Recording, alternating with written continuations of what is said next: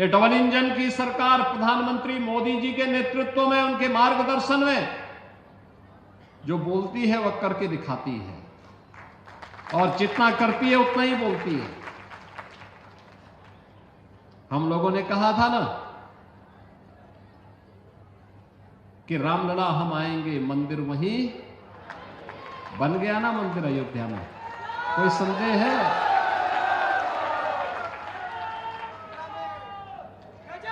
कोई संदेह है?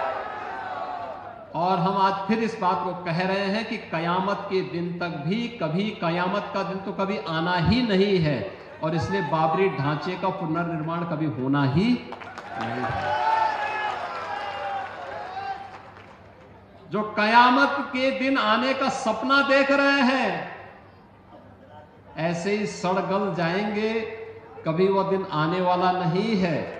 और उनके सपनों को ऐसे ही हम अपनी विरासत को सम्मान देते हुए, भारत की गौरवशाली परंपरा को, सनातन धर्म की इस परंपरा को, जैसे प्रधानमंत्री जी ने 25 नवंबर को अयोध्या धाम में आकर के सनातन के प्रतीक श्री राम मंदिर में भव्य केसरिया ध्वज का आरोहण किया था, ये केसरिया ध्वज हमेशा ही भारत के इस गौरव को, सनातन के इस गौरव को आगे बढ़ाने का कार्य इसी मजबूती के साथ करेगा। बहनों और भाइयों, आप याद करिए ना, अयोध्या में 500 वर्षों के बाद एक गौरवशाली क्षण हमारे सामने आया। इन 500 वर्षों में अनेक राजा महाराजा आए, अनेक सरकारें आई होंगी।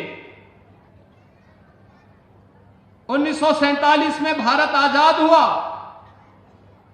1952 में पहली चुनाव के बाद सरकारें बनी, लगातार हर चुनाव के बाद सरकारें बनती थी, फिर चुनाव होते थे, सरकारें बनती थी। अयोध्या में भगवान राम का, उनकी जन्मभूमि पर भव्य मंदिर के निर्माण का कार्य हो, आखिर ये उनके मन में क्यों नहीं आया? आज तो हर व्यक्ति कहता है कि साहब राम हमारे भी हैं। हमने कहा सभी के हैं, राम तो सबके हैं, भेद इसमें है ही नहीं। लेकिन कुछ लोग हैं जो अवसरवादी रवैया अपना करके जब संकट आता है तब राम याद आते हैं और बाकी राम को विस्मृत कर देते हैं, राम को भूल जाते हैं। इसलिए भगवान राम भी अब उनको भूल चुके हैं। अब उनकी नैया कभी पार नहीं होनी है।